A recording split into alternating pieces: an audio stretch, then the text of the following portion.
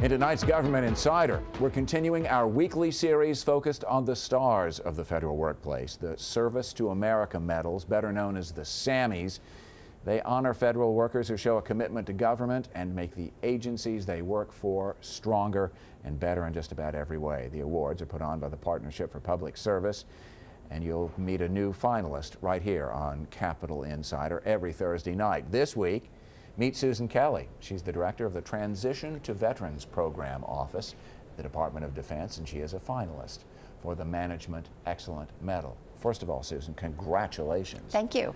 Was this a complete surprise? It was very much of a surprise to hear about the nomination, yes. And it's not just you, it's the people who work with you. What was that response? The response from both the interagency partners who make the Transition Assistance Program work across 206 installations was one of extreme support, as well as all my team members on the team of the Transition to Veterans Program Office. So it's been very heartwarming. I'm certain that it has. For folks who don't know what the Transition to Veterans Program Office is, this is something that's been around for 20 years, so it's not something that just fell out of the sky. Tell us a little bit about what you do.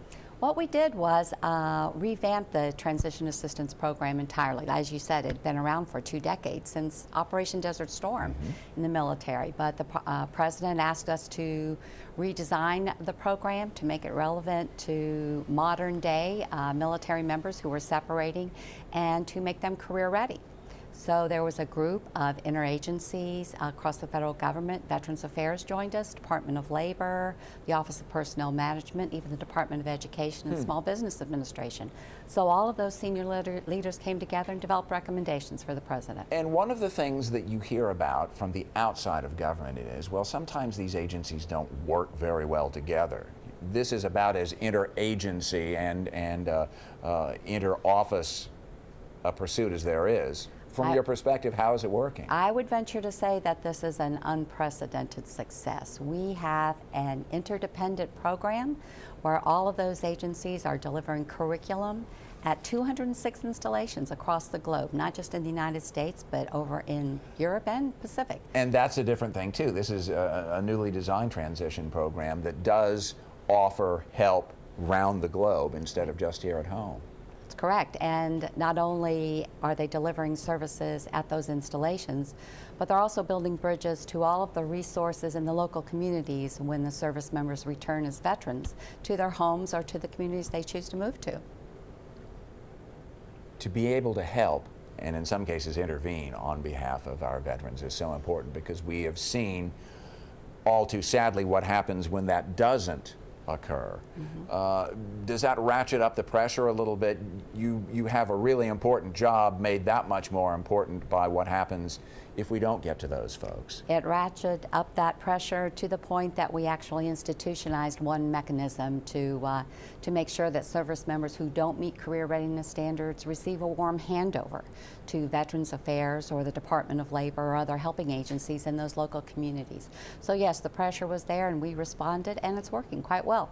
We talked a lot about the agency. I want to talk about you a little bit. What got you into public service in the first place? Well, I followed my husband overseas.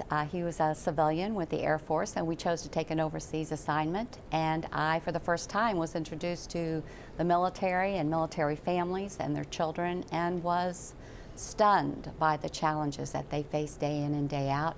And they just handle it matter-of-factly every day. That was my passion. I fell in love with them, and I haven't turned back. What's the challenge that lies ahead now? It's a changing workplace, both within the military and without. How do you adapt?